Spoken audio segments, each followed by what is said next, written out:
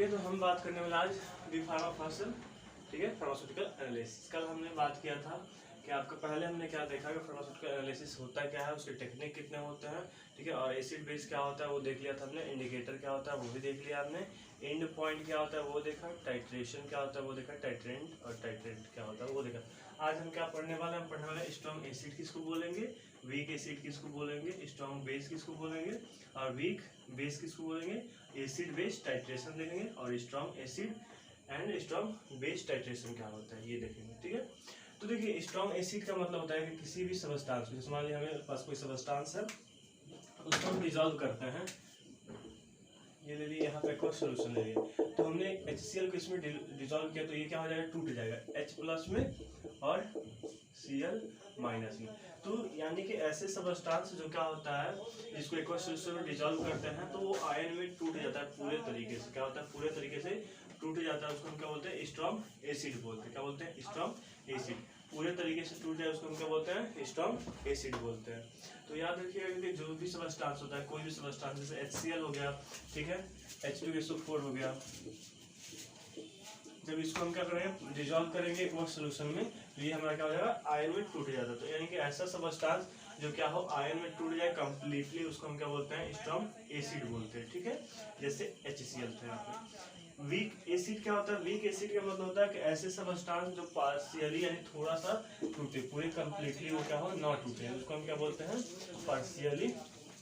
ठीक है, तो उसको हम क्या बोलेंगे वीक एसिड बोलेंगे। फिर से एक बार देख लीजिए, स्ट्रॉन्ग एसिड ऐसा एसिड होता है जो कंप्लीटली आयन में टूट जाता है, जैसे H प्लस और Cl माइनस में। ठीक है, यहाँ पे जब हम देख रहे थे कि एसिड बेस होता क्या है, वहां पे हम इसको कंप्लीटली अंडरस्टैंडिंग किए थे कि क्या आयन होता है। ठीक है, तो यहाँ बस समझ लीजिए कि ऐसा सबस्टांस जिसको हम पानी में डिजॉल्व करें, एक्वस सॉल्यूशन में डिजॉल्व करें तो वो आयन में कंप्लीटली टूट जाता है, उसको हम क्या बोलते हैं स्ट्रॉन्ग एसिड बोलते हैं। ठीक है, जैसे में एग्जाम्पल HCl हो गया। वीक एसिड क्या होता है, वीक एसिड ऐसा एसिड होता है जिसको हम पानी एक्वस सॉल्यूशन में डिजॉल्व करते हैं तो वो कंप्लीटली डिसोसिएट नहीं होता, यानी कंप्लीटली नहीं टूटता है। जैसे में यहाँ पे CH3OH। ठीक है, यहाँ पे स्ट्रॉन्ग बेस भी सेम वही डिफिनेशन करेंगे कि ये क्या होता है कंप्लीटली आपका टूट जाता है, यानी कि आयोनाइजेशन होता है। जैसे यहाँ पे हमने ले लिया NaOH, ठीक, तो इसको पानी में डिजॉल्व करें तो एक्वस सॉल्यूशन क्या होगा Na प्लस और प्लस OH माइनस। ये हमने क्या देखा था आर्हेनियस थ्योरी में, इसको हमने बहुत अच्छे तरीके से समझा था कि आर्हेनियस थ्योरी ने क्या कहा था कि जब किसी भी सबस्टांस को अगर हम एक्वस सॉल्यूशन में डिजॉल्व करते हैं तो हमें क्या होता है OH माइनस मिलता है, तो क्या होता है बेस होता है, क्या होता है बेस। तो यहाँ पे देखिए इसका डेफिनेशन क्या होता है, स्ट्रॉन्ग एसिड हो या बेस हो, किसी भी सबस्टांस को जब हम डिजॉल्व करते हैं एक्वस सॉल्यूशन में तो हमारा कंप्लीटली क्या होता है आयन में टूट जाता है। तो यहाँ मिल Na प्लस दे दिया और OH माइनस दे दिया है। ठीक है, तो यहाँ से प्रूफ क्या होता है कि आपका ये क्या है स्ट्रॉन्ग बेस होता है। ठीक है, कि Na भी ये आपका K प्लस में टूट जाएगा और OH माइनस में टूट जाएगा। ठीक है, ये क्या हुआ स्ट्रॉन्ग बेस।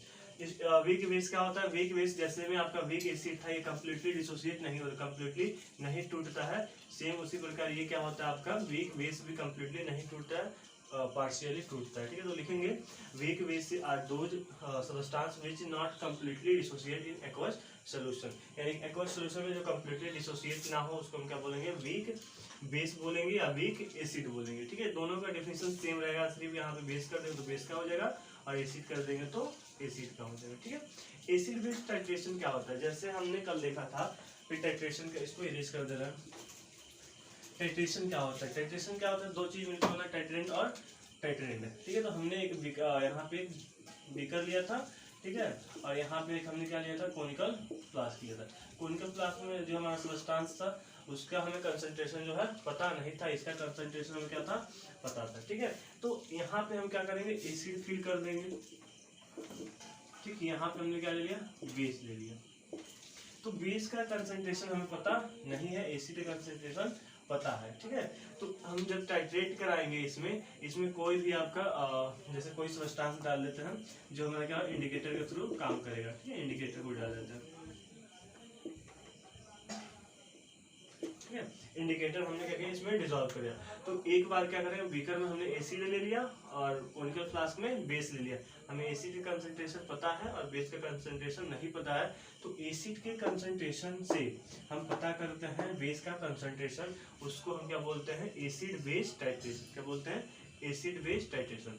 दूसरा क्या हो सकता है कि हम ऊपर क्या ले सकते हैं, बेस ले सकते हैं और नीचे एसिड ले सकते हैं। ठीक है, बेस ऊपर ले सकते हैं और नीचे एसिड ले सकते हैं। लेकिन याद रखना, जो ऊपर फिलअप करेंगे उसका कंसंट्रेशन हमें पता होना चाहिए, और जिसका कंसंट्रेशन नहीं पता होता है उसको हम क्या करते हैं, नीचे फिलअप करते हैं। ठीक है, तो इस प्रोसेस को हम क्या बोलते हैं, एसिड बेस कंसंट्रेशन। यानी एसिड की सहायता से हम बेस का कंसंट्रेशन पता करें, इसको क्या बोलते हैं, एसिड बेस टाइट्रेशन। ठीक है, strong acid based strong base titration क्या होता है, जैसे हमने क्या लिया, HCl क्या था हमारा, स्ट्रॉन्ग था, स्ट्रॉन्ग एसिड ले लिया, क्योंकि ये कंप्लीटली क्या हो रहा था, डिसोसिएट हो रहा था। कैसे डिसोसिएट हो रहा था, इसको फिर एक बार देखते हैं।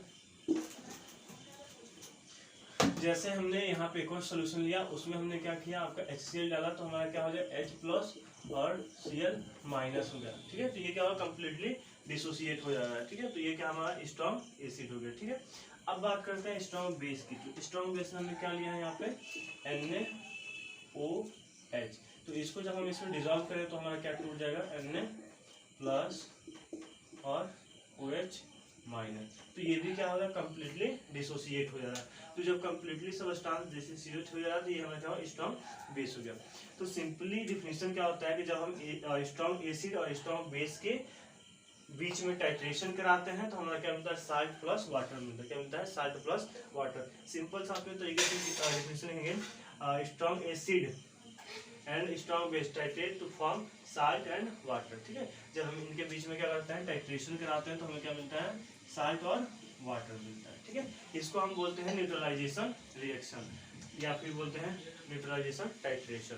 तो अगर क्वेश्चन आता है आपका acid, strong acid and strong base क्या होता है, टाइट्रेशन क्या होता है, तो एग्जाम लिखेंगे। उसके बाद इसका डिफिनेशन लिखेंगे कि जब हम स्ट्रॉन्ग एसिड को स्ट्रॉन्ग बेस के साथ टाइट्रेट कराते हैं, टाइट्रेशन कराते हैं तो हमें साल्ट प्लस वाटर मिलता है। प्रोडक्ट पता होना चाहिए, प्रोडक्ट क्या मिलता है, तभी जाके आप जो रिएक्शन हो कंप्लीट होगा, अन्यथा कंप्लीट नहीं होगा। तो याद रखिए, जब हम स्ट्रॉन्ग एसिड को स्ट्रॉन्ग बेस के साथ रिएक्शन कराते हैं तो हम क्या बोलते हैं, साल्ट और प्लस हमें वाटर मिलता है। ठीक है, इसका ग्राफ सबसे मोस्ट इंपोर्टेंट है, क्योंकि ग्राफ को ही एक्सप्लेन किया जाता है। ठीक, यहाँ पे क्या लिया, हमने कोई इंडिकेटर डाला होगा, तो हमने देखा कि स्ट्रॉन्ग एसिड था, तो स्ट्रॉन्ग एसिड का पीएच मान क्या है, मान लिया 1.4 हो गया। ठीक है, या कुछ भी हो गया, 1 ले लीजिए, तो 1 हमारा क्या हो गया, यहाँ से हमारा ग्राफ क्या होगा, निकलेगा, ये वाला ग्राफ जो है यहाँ से निकलेगा। तो हमने क्या किया, ये जो आपका है वॉल्यूम ऑफ सबस्टेंस का, यानी कि हमने एसिड कितना लिया है, ठीक है, एसिड और बेस कितना लिया है।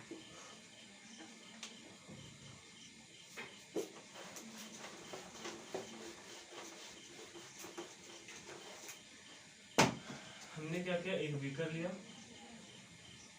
ठीक है, इसमें आपका ये 10, 20, 30, 40 ऐसे हमने इसमें क्या किया, कोनिकल फ्लास्क लिया। कोनिकल फ्लास्क में हमारा हमने लिया बेस ले लिया, इसमें हमने क्या किया, एसिड ले लिया। ठीक है, और कोई हमने इंडिकेटर डाल दिया,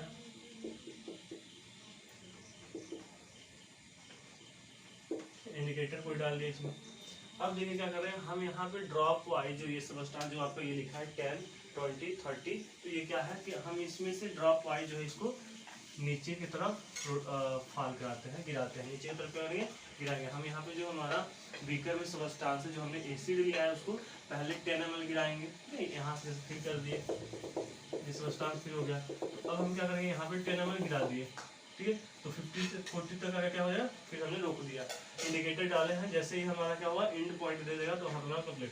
फिर से हमने 10 ml गिराया, 35 पे रुका, फिर से हमने सबस्टेंस पे 10 ml गिराया तो हमारा 25 पे रुका।